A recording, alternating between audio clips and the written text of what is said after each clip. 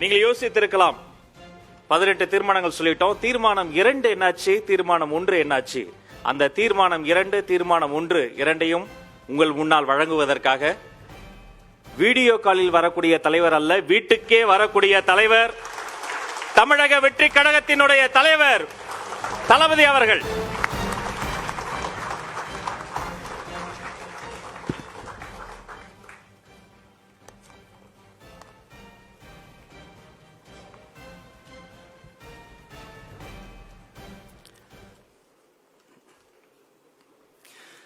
தீர்மானம் 2. கொள்கை எதிரிகள் மற்றும் பிளவுவாத சக்திகளுடன் என்றைக்கும் நேரடியாகவோ மறைமுகமாகவோ கூட்டணி இல்லை.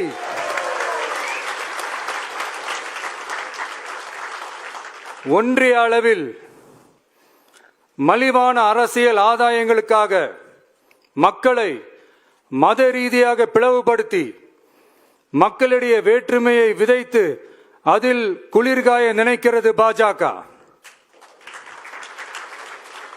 அவர்களின் இந்த விஷமத்தனமான வேலைகள் வேறு எங்கு வேண்டுமானாலும் எடுபடலாம், ஆனால் தமிழகத்தில் ஒருபோதும் எடுபடாது.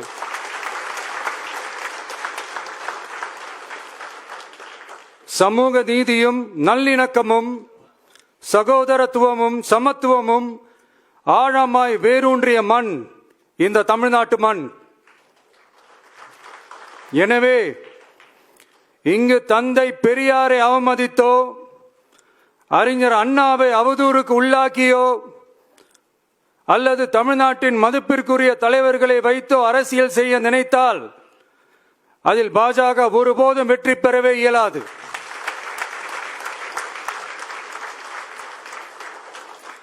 சுயநல அரசியல் லாபங்களுக்காக பாஜகவுடன் கூடி குழைந்து கூட்டணி போக திமுகவோ அதிமுகவோ இல்லை. நம் தமிழக வெற்றி கழகம்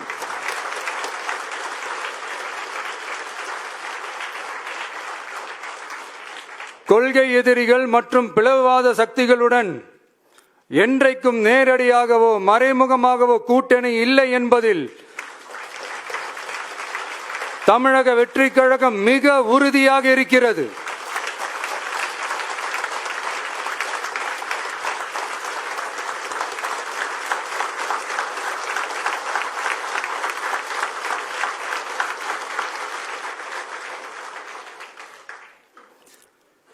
கூட்டணி என்றாலும் தமிழக வெற்றி கழகம் தலைமையில் அமையும் கூட்டணி எப்போதும் திமுக மற்றும் பாஜகவுக்கு எதிரானதாகத்தான் இருக்கும் என்பதையும்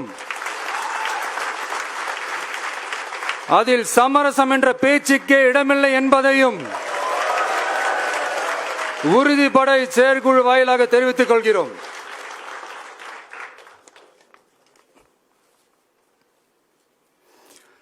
இது இறுதியான தீர்மானம் மட்டுமல்ல, உறுதியான தீர்மானம்.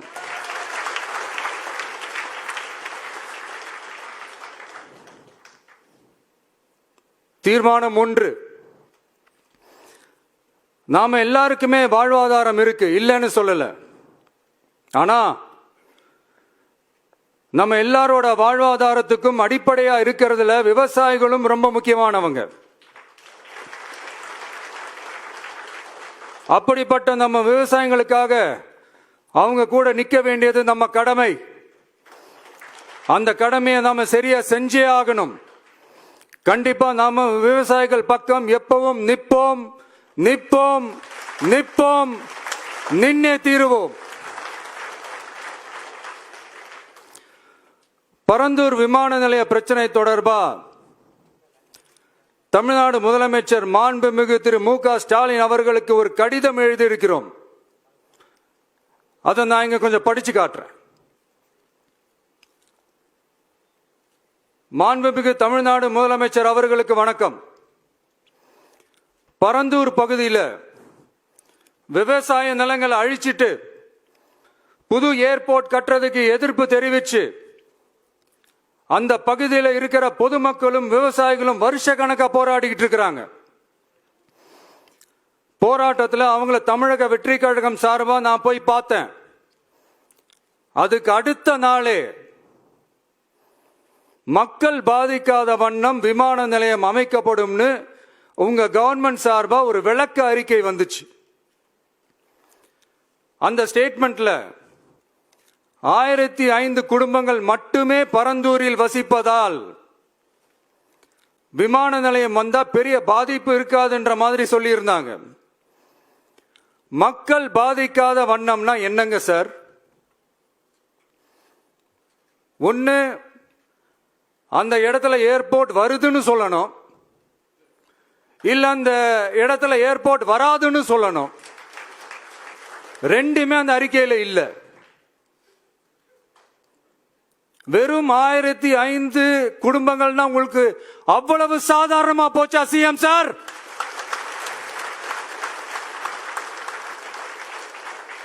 $15,000 மக்கள், அந்த மக்களும் நம்ம மக்கள் தானே. ஏன் அந்த அக்கறையோ அந்த மனிதாபிமானமோ உங்ககிட்ட இல்ல? எதிர்கட்சியா இருந்தா மட்டும்தான் மக்கள் மேல உங்களுக்கு அக்கறை இருக்குமா?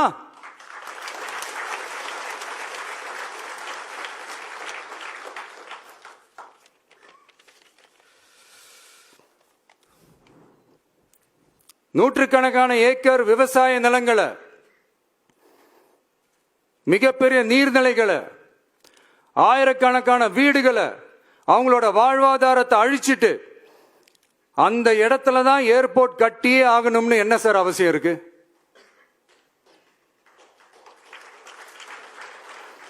அப்புறம் எப்படி சார் நீங்க உங்களை மக்களின் முதல்வர்னு நான் கூசாம சொல்றீங்க?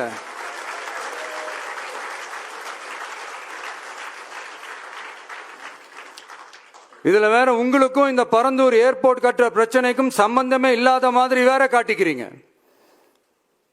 ஆனா ஏர்போர்ட்டுக்காக பரந்தூரை பரிந்துரை செஞ்சது உங்க கவர்மெண்ட் தான் ஒன்றிய விமான போக்குவரத்து துறை அமைச்சர் சில மாதங்களுக்கு முன்னாடி சென்னை வந்திருந்தப்போ சொன்னார். அதுக்கும் உங்ககிட்ட இருந்த எந்த பதிலும் இல்லை. இந்த சூழ்நிலையில பரந்தூர் விமான நிலைய பணிகளுக்காக விவசாய நிலங்களை கையகப்படுத்த கடந்த 25/6/2025 அன்னைக்கு உங்க கவர்மெண்ட் தான் அரசாணை பிறப்பிச்சிருக்கு. விமான நிலையம் அமைக்கிறதையே ஏற்க மாட்டோம்னு வருஷக்கணக்காக போராடுற மக்களோட நிலங்களையும் சேர்த்தே கையகப்படுத்த அந்த ஆணை பிறப்பிக்கப்பட்டிருக்கு. விவசாயிகளோட கண்ணீரை துடைக்க வேண்டிய தமிழ்நாடு அரசு அவங்களோட கண்ணில் குத்துறதாகவே இருக்கு இந்த ஜிஓ. இதெல்லாம் உங்களுக்கு தெரிஞ்சுதான் நடக்குதா? உங்க ஒப்புதலோடு தான் நடக்குதா? தெரியல, பதிலும் தெரியல. பரந்தூர் மக்களை இதுவரைக்கும் நீங்க ஏன் சந்திக்கலன்னு கேட்டா அதுக்கும் பதில் இல்லை.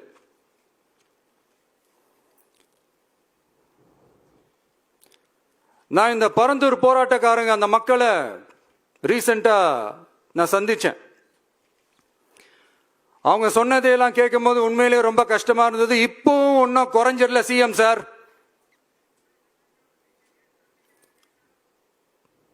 சாதி மதம் கடந்து தங்களோட குடியிருப்புகளை, விவசாய பூமியை, வாழ்வாதாரத்தை, நீர்நிலைகளை காப்பாத்த ஒன்னா நின்னு போராடிட்டு இருக்கிற பரந்தூர் பகுதி விவசாய பெருங்குடி மக்களை தயவு செஞ்சு நீங்க நேர்ல சந்திச்சு பேசுங்க.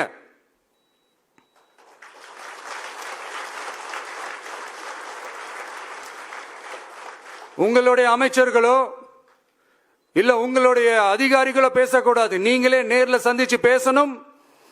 அந்த இடத்துல விமான நிலையம் வராதுன்ற உத்தரவாதத்தை அவங்களுக்கு நீங்க கொடுக்கணும்.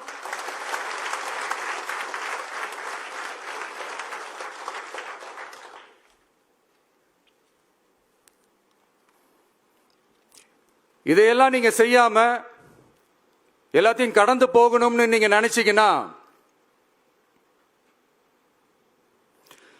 பரந்தூர் பகுதி விவசாய மக்களையும் பொதுமக்களையும் நானே அழைச்சிக்கிட்டு வந்து தலைமை செயலகத்துல உங்களை நேர்ல சந்திச்சு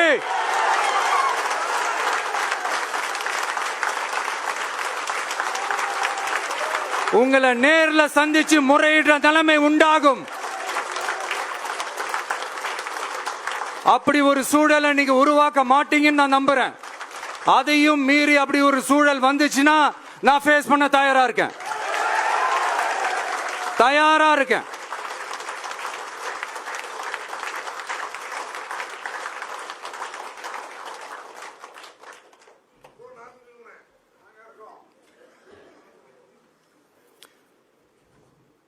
நான் பரந்தூர் வந்த அன்னைக்கு நான் ஒரு விஷயத்தை சொன்னேன். அதே தான் இங்க நான் திரும்ப ரிப்பீட் பண்றேன்.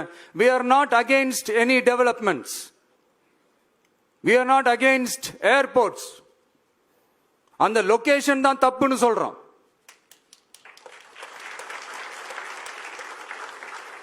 இத நாங்க மட்டும் சொல்லல, ஏவியேஷன் சேஃப்டி எக்ஸ்பர்ட்ஸ் மென்ஷன் பண்ணியிருக்கிறாங்க. that place is not fit for airport. Pilots அங்க ஏர்கிராஃப்ட் லேண்ட் பண்றதுக்கு they might face a lot of problems ன்றது கூட அதுல மென்ஷன் பண்ணியிருக்கிறாங்க. அது மட்டும் இல்ல, அந்த வாட்டர் பாடிஸ் அழிச்சு அதுக்கு மேல ஏர்போர்ட், அந்த பில்டிங்ஸ், அந்த ரன்வேஸ் இதெல்லாம் வந்ததுக்கு அப்புறம் ஒரு மழைக்காலமோ இல்ல ஒரு floods டைம்லயோ the whole Chennai city will be flooded. இதையும் அதுல மென்ஷன் பண்ணியிருக்கிறாங்க.